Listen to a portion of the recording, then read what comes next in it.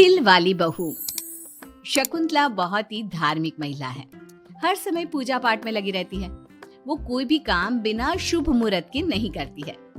शकुंतला अपने बेटे राज की शादी करवाना चाहती है, इसलिए वो पंडित जी के पास राज की कुंडली लेकर जाती है।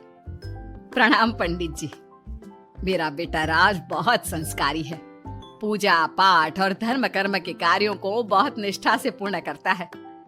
मैं अपने बेटे की शादी कराना चाहती हूँ, इसलिए उसकी कुंडली ले आई हूँ।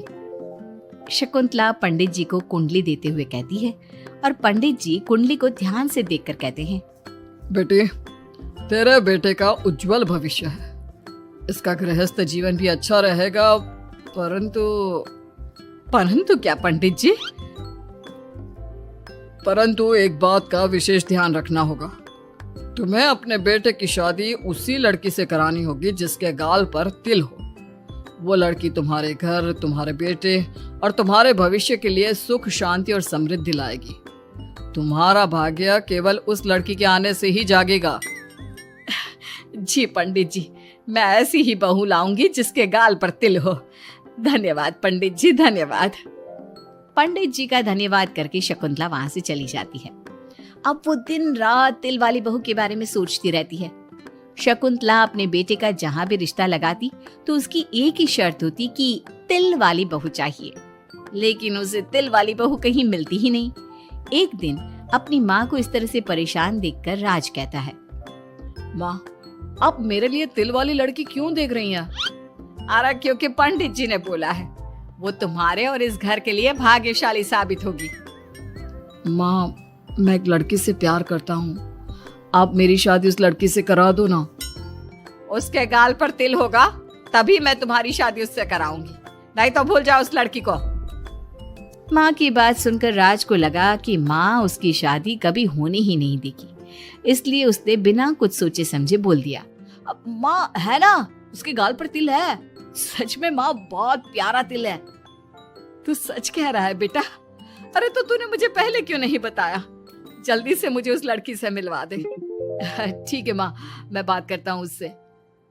अगले दिन राज रोशनी के पास पहुंचा और उसे सारी बात बताई। रोशनी ने सारी बात जानने के बाद कहा, राज, तुमने माँ से झूठ क्यों बोला? मेरे गाल पर कोई तिल नहीं है। अरे मेरे पास कोई और रास्ता नहीं था रोशनी। उस समय मुझे जो ठीक लगा मैंने किया। अगर मैं ऐसा नहीं बोलता तो माँ मेरी शादी किसी तिल वाली लड़की से करा देती। माँ से इसे झूठ बोलना ठीक नहीं है। माँ को कोई तिल वाली लड़की मिलती ही नहीं, तो माँ अपने आप तुम्हारी शादी मुझसे कराने के लिए तैयार हो जाती। अरे तुम्हें पता नहीं, पंडित जी के मुख से निकली बात मेरी माँ के लिए पत्थर की लकीर है। वो आकाश पाताल एक कर देंगी, लेकिन तिल वाली लड़की ढूंढ कर ही रहेंगी। जो भी हो राज, लेकिन माँ को जब कभी सच्चाई का पता चलेगा तो उन्हें बहुत दुख होगा। और मेरे गाल पर तो तिल है ही नहीं, अब मैं माँ से कैसे मिलूंगी? तुम अपने गाल पर काजल से एक तिल बना लो ना, बाकी मैं संभाल लूंगा। अगले दिन रोशनी ने ऐसा ही किया। उसने काजल से गाल पर एक तिल बना लिया।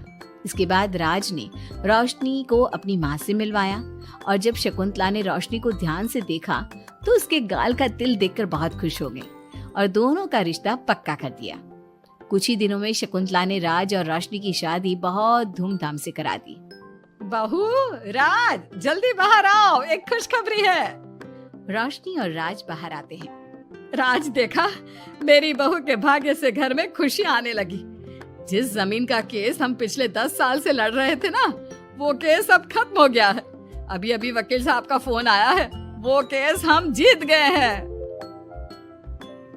माँ, ये तो बहुत अच्छी खबर है। ये सब आपकी मेहनत का फल है। आपने इस कोर्ट केस के चक्कर में बहुत मेहनत की है। अरे नहीं बेटा, ये तो मेरी तिल वाली बहू के भाग्य से हो रहा है। पंडित जी ने बिल्कुल सही कहा था। शकुंतला रोशनी को बहुत प्यार करती है, लेकिन रोशनी के मन में दुख होता है। वो सोचती है, माँ मेरे झूठ को सच समझ रही है। अगर माँ को ये पता चल गया कि ये तिल नहीं काजल है तो उन्हें कितना दुख होगा। मैं आज ही राज से बात करूंगी कि वो माँ को सारी सच्चाई बता दे। शाम को राज घर आता है तो रोशनी राज से कहती है, राज, हमें माँ को सारी सच्चाई बता देनी चाहिए। घर में कुछ भी अच्छा होता है तो माँ को लगता है कि सब मेरे गाल के तिल की वजह से हो रहा है। तुम्हारे गाल की तिल की वजह से कुछ नहीं हो रहा। लेकिन हाँ, तुम्हारी वजह से हो रहा है। तुम इस घर में लक्ष्मी का रूप लेकर आई हो। सब बात ठीक है राज, लेकिन मैं माँ से और झूठ नहीं बोल सकती। मैं कल ही उन्हें सब कुछ सच सच बता दूंगी। नहीं रोशनी, अभी हम कुछ नहीं बता सकते। अभी हमारी शादी को ज्यादा दिन भी नहीं हुए। तुम माँ के दिल में अपने लिए थोड़ी और जगह बना लो, उसके बाद में पक्का मैं ही माँ को सब कुछ बता दूंगा। इस तरह से दिन गुजरने लगते हैं और शकुंतला के घर में खुशियों का आना लगा रहता है। शकुंतला अपनी बहू से बहुत प्यार करने लगी थी। एक दिन शकुंतला रोशनी के कमरे में गई। बहू, ओ बहू, कहाँ है तू? माँ मैं बाथरूम में हूँ, नहा रही हूँ। अरे देख तो मैं तेरे लिए क्या लाई हूँ, जल्दी बाहर आ। अब मैं क्या करूँ? मेरे पास तो काजल भी नहीं है, अब चेहरे पर क्या लगाऊं? राज तुमने अच्छा फंसाया मुझे। माँ आप अपने कमरे में जाइए, मुझे नहाने में थोड़ा टाइम लगेगा। मैं खुद आपके कमरे में आ जाऊंगी। नहीं बहू, तू जल्दी से निकल कर आ, मैं यहीं बैठी हूँ तेरे कमरे में। जब रोशनी को इस बात का एहसास हो गया कि उसकी सास कमरे से नहीं जाएगी, तो उसने अपने गीले बाल एक तरफ कर लिए और बालों से अपना आधा चेहरा छुपाकर बाहर आई। बहू, नहा ली तुम? देखो, मैं तुम्हारे लिए नई साड़ी और गहने लाई हूँ। आज शाम को बहुत मेहमान आ रहे हैं, मैं तुम्हें सबसे मिलवाऊंगी। मेहमान किस लिए आ रहे हैं माँ? अरे तुम्हें राज ने बताया नहीं बहू? हमारी कंपनी इस साल नंबर 1 की पोजीशन पर पहुंच गई है और ये सब तेरी वजह से हुआ है। चलो मैं चलती हूँ, मुझे शाम की बहुत सारी तैयारी भी तो करनी है। जब शकुंतला रोशनी के कमरे से चली गई, तब उसकी जान में जान आई। शाम को पार्टी में बहुत बड़े बड़े लोग आए थे। शकुंतला ने अपनी बहू को सबसे मिलवाया और उसकी खूब तारीफ की। पार्टी में सब लोग शकुंतला के सक्सेस का राज पूछ रहे थे, तो शकुंतला अपनी बहू और उसके दिल की तारीफ कर रही थी। एक दिन शकुंतला अपने बहू बेटी के साथ घूमने गई। आज हम घूमने आए हैं तो देखो मौसम भी कितना प्यारा हो गया है, लगता है बारिश आने वाली है। शकुंतला के इतना कहते ही जोरों की बारिश शुरू हो गई। रोशनी और राज कुछ सोच पाते इससे पहले ही रोशनी के गाल पर काजल का तिल बह गया और शकुंतला ने ये सब देख लिया। अब शकुंतला के गुस्से की कोई हद ना रही। तूने मुझसे झूठ बोला? तेरी इतनी हिम्मत? कल वही मैंने तुझे इतना प्यार किया, तुझे अपने बेटे से ज्यादा ममता दी और तूने मेरे साथ विश्वासघात किया। मैं तुझे कभी माफ नहीं करूंगी। माँ, इसमें रोशनी की कोई गलती नहीं है। मैंने ही कहा था इसे ऐसा करने के लिए। रोशनी ने कई बार आपको सच्चाई बताने की कोशिश की, लेकिन मैंने हर बार उसे रोक दिया। क्या तूने कहा था? क्यों किया तूने ऐसा?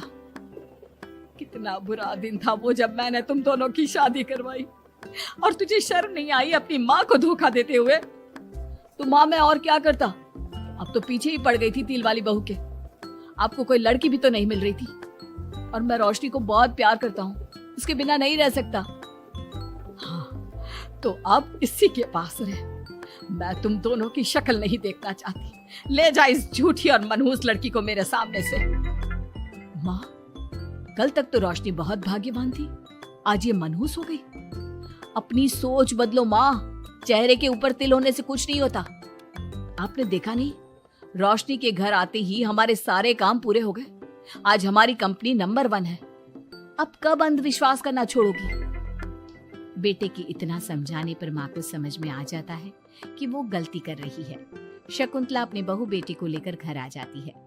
अगले दिन शकुंतला रोशनी के गाल पर काजल से एक तिल बना देती है। राज और रोशनी शकुंतला को बहुत हैरानी से देखते हैं। तब वो कहती है, ऐसे क्या देख रहे हो तुम दोनों?